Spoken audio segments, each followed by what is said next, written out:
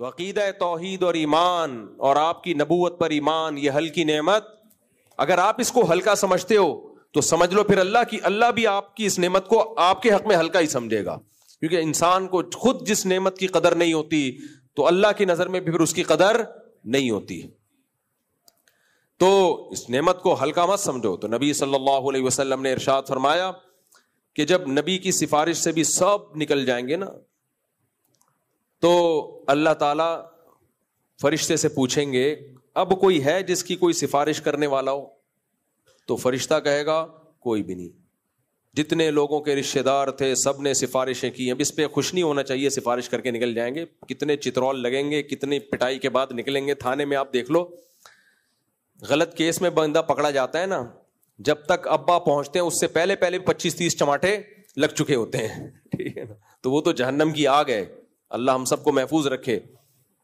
تو اللہ تعالیٰ کہیں گے بھائی کوئی سب نکل گئے؟ ہاں جی سب نکل گئے. تو اللہ فرمائیں گے هل يبقى الا الرحمن، رحمان ابھی باقی ہے. جب نبی کو امتیوں کا خیال ہو سکتا ہے، لوگوں کو اپنے رشتوں کا خیال ہو سکتا ہے، تو خالق کا سب سے بڑا رشتہ مخلوق کے ساتھ خالق اور مخلوقیت کا ہے یا نہیں ہے؟ تو نبی صلی اللہ علیہ وسلم نے فرمایا اللہ جہنم سے ہر اس شخص کو نکال دیں گے، اور بہت بڑی تعداد ہوگی ان کی، کہ جس میں صرف رائی کے دانے کے برابر ایمان تھا اور اس کا زندگی بدعمالیوں سے بھری ہوئی تھی لیکن ایمان تھا اس کے اندر. جب ان کو اس طبقے کو نکالیں گے نا، اور کیوں نکالیں گے؟ نبی نے فرمایا کافر لوگ یہ کہیں گے کہ تمہارے ایمان نے تمہیں کوئی فائدہ نہیں پہنچایا، ہم بھی کافر تھے، تم بھی کافر، تم مسلم تھے، بد عمل ہم بھی تھے، بد عمل تم بھی، تو تمہارا ایمان کا کیا فائدہ ہوا؟ کوئی فائدہ نہیں ہوا. آج تم بھی اسی آگ میں جل رہے ہو جس میں ہم. تو اللہ ہر اس شخص کو نکالیں گے. اللہ کہیں گے نا نا نا، جو مجھے مانتا تھا اور جو نہیں مانتے وہ دونوں برابر. یہ تو غیرت کے خلاف ہے نا. اللہ تو بہت غیرت والا ہے کہ ماننے والوں کو نہ ماننے والوں کے دیکھو ایک آدمی اپنے باپ کو باپ بولتا ہے اور دوسرا بچہ اپنے باپ کو باپ ہی نہیں مانتا، باپ دونوں کو جائیدادیں دے دے گا؟ ویسے ہو سکتا ہے کچھ پکڑا دے گفٹ میں، یہ گھڑی لے لے، یہ لے لے، جائیداد نہیں ملے گی. بھائی تو میرا بچہ ہی نہیں ہے اور تو مانتا ہی نہیں ہے. میں دعویٰ کر رہا ہوں تو میرا بچہ ہے، تو کہہ رہا ہے میں آپ کا بیٹا نہیں ہوں، تو وراثت نہیں ملے گی. باپ زندگی میں وصیت کرے گا بھائی یہ کہہ رہا ہے کہ نہیں ہے تو بس اس کو وراثت نہیں ملے گی. ورنہ یہ دوسروں کے ساتھ ناانصافی اگر اس نالائق کو بھی دے دی جائے نا تو یہ دوسروں کے ساتھ کیا ہے؟ ناانصافی. دوسرے بچے بولیں گے ابا ہم آپ کو ابا مانتے ہیں، ہمیں بھی اتنے ہی پیسے مل رہے ہیں، اور جو بھائی ہمارا آپ کو ابا ہی نہیں مانتا اس کو بھی اتنے پیسے، تو ہم سے غلطی ہو گئی آپ کو ابا مان کے. آج سے ہم بھی بولیں گے اصل میں جمشید صاحب ہمارے والد ہیں، غفار صاحب ہمارے والد ہیں. تو ایسی ناانصافی ایک باپ نہیں کر سکتا، خدا کیسے کرے گا بھائی؟ تو اس لیے اللہ کہتے ہیں جب کافر یہ کہے گا کہ تمہارے ایمان نے تمہیں کوئی فائدہ نہیں پہنچایا، اپنے آپ کو مسلم کہتے تھے، مسلمان کہتے تھے، کیا فائدہ، تو ہم ہندو ہی اچھے، ہم سکھ ہی اچھے، ہم عیسائی اچھے، ہم یہودی اچھے. تو اللہ اتنی بڑی تعداد کو جو جن کے اعمال گناہوں سے آدم علیہ السلام سے لے کے نا آخری انسان تک جتنے بھی لوگ جن کے دل میں رائی کے دانے کے برابر ایمان، اللہ اس سب طبقے کو نکال لیں گے، اور جو کافر ہوگا مشرک ہوگا وہ اس جہنم میں ہوگا. تو پھر فرمایا کہ اس وقت کافر کہے گا ربما یود الذین کفروا لو کانوا مسلمین.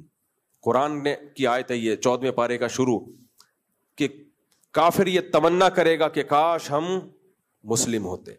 تو بھائی مسلم ہونا، مومن ہونا ہلکا عمل نہیں ہے. آج لوگ جب غیر مسلم کنٹریز میں جاتے ہیں، یورپ امریکہ، ایمان چھوڑ دیتے ہیں. کافروں میں رہ کے نا کہتے ہیں یار یہ بھی نماز نہیں پڑھتے، یہ تو اللہ رسول کو نہیں مانتے، یہ تو خدا کا انکار کرتے ہیں، تو کیا ہو گیا، ان پہ تو کوئی آسمانی عذاب نہیں آ رہا. تو ان کے لیے اپنے ایمان کی حفاظت بہت ضروری ہے. اس وقت دنیا میں قدر نہیں ہے. عقل سے سوچو یہ کیسے ہو سکتا ہے کہ اللہ اپنے ماننے والوں کو اور نہ ماننے والوں کو برابر کر دے؟ قرآن کہہ رہے ہیں ام نجعل المتقین کالفجار. اللہ کہتے ہیں اگر آخرت نہیں ہے، میدان حشر نہیں ہے، اس کا مطلب نیک لوگ برے لوگ سب کیا ہو گئے؟ مر کے سب برابر ختم. ایک انسان نے 100 انسانوں کو قتل کیا اور ایک انسان نے 100 انسانوں کی جان بچائی، موت کے بعد دونوں کی لاش پہ سیم کیڑے, ختم, کوئی حساب و کتاب نہیں. تو یہ اللہ پہ الزام ہے یا نہیں ہے؟ یہ کیسی دھاندلی ہے بھائی.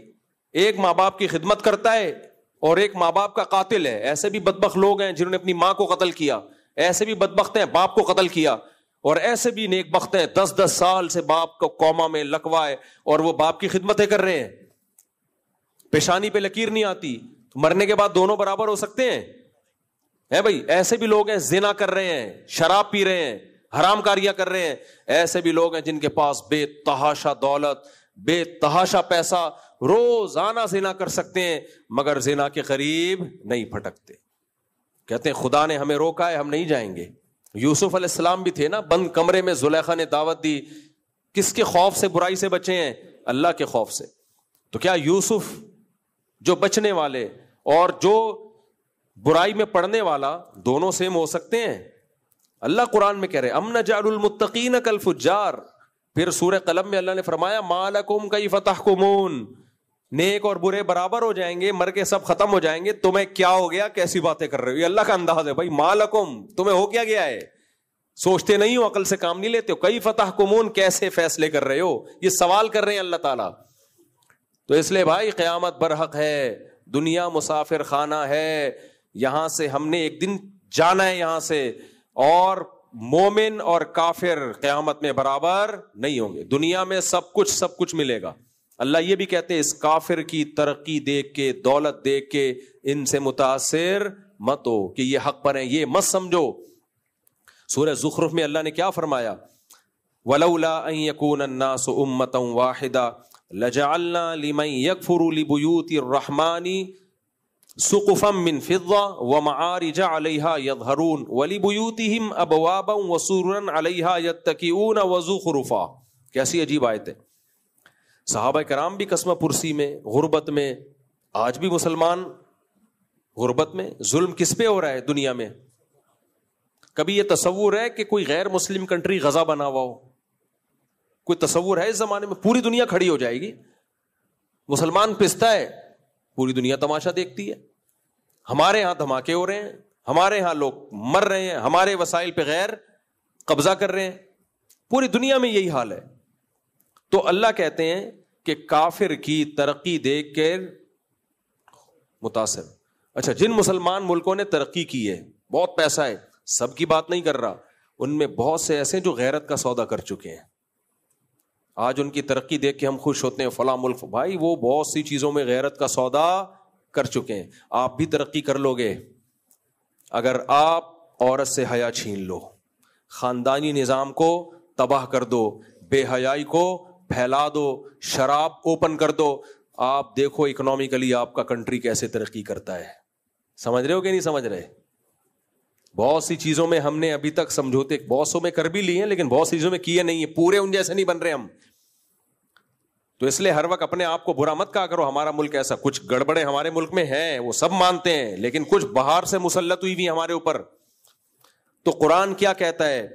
اللہ کہتے ہیں لا یغررک تقلب الذین کفروا فی البلاد, نافرمانوں کی دولت اور عیاشی دیکھ کے متاثر مت ہو. اللہ کہتے ہیں, الفاظ دیکھو قرآن کے, ولولا ان یکون الناس امۃ واحدہ. اللہ کہتے ہیں کافر کے لیے آخرت میں کچھ بھی نہیں ہے, تو اس کا تقاضا یہ تھا کہ دنیا اس کے لیے جنت بنا دی جائے. بھائی پھانسی کے مجرم کی ہر خواہش پوری کی جاتی ہے کہ نہیں کی جاتی؟ کل لٹکنے والا ہے, وہ کہہ رہا ہے مجھے چائے چاہیے, تو جلاد اس کو کہے گا کہ نہیں؟ اس سے تو آخری خواہش پوچھی جاتی ہے. وہ اگر کہے مجھے برگر چاہیے, برگر لا کے دیا جائے گا. وہ کہے مجھے پیزا چاہیے, کیا لا کے دیا جائے گا؟ پیزا. جو کہے گا اس کو, وہ کہے مجھے اپنے گھر والوں سے ملنا ہے, چلو بھائی. اب اس پروٹوکول کے دیکھ کے کوئی بولے یار میں جیل میں تھا, میں نے کہا تھا برگر چاہیے, پولیس والے نے رکھ کے چماٹ مارا, یا برگر کھانے آیا ہے کیا ہے؟ میں نے پولیس والے سے کہا یار بریانی منگوا دے, ایک رکھ کے چماٹ مارے, تیرے باپ کے نوکر لگتے ہیں, تو بریانی کھانے آیا ہے یہاں پہ؟ یار وہ پھانسی کا مجرم ہے, اس سے خواہش پوچھی جا رہی ہے, اور میں تو صرف مسجد میں چپل چوری کرتے ہوئے پکڑا گیا تھا. ایسا نہ کوئی, آج کل بہت ساری چپلیں رکھی ہوئی ہیں. خیر, تو مجھے کچھ مل ہی نہیں رہا, تو کیا کہے گا پولیس والا؟ بھائی تو چھوٹا مجرم ہے, ابھی 2 چماٹ لگا کے تیرے کو باہر نکال دیں گے, جو مرضی کھانا ہوگا, دوبارہ تو نے چوری کرنی ہے, برگر خرید کے کھا لینا. تو کون سا اپنے پیسوں سے کھائے گا؟ 2 چپل اور چوری کر لے گا. یہ تو آخری ہے بھائی, اس کا تو اینڈ ہے, اس کے بعد اس نے لٹکنا ہے, تو مرنے والا ہے, اس سے تو اس کی خواہش پوچھی جائے گی. اللہ قرآن میں کہتے ہیں کافر جو خدا کو نہیں مانتے ان کے لیے آخرت میں کوئی حصہ بولو نہیں ہے. تو ان کے لیے تو دنیا جنت, پھر اللہ بنائی کیوں نہیں دنیا جنت؟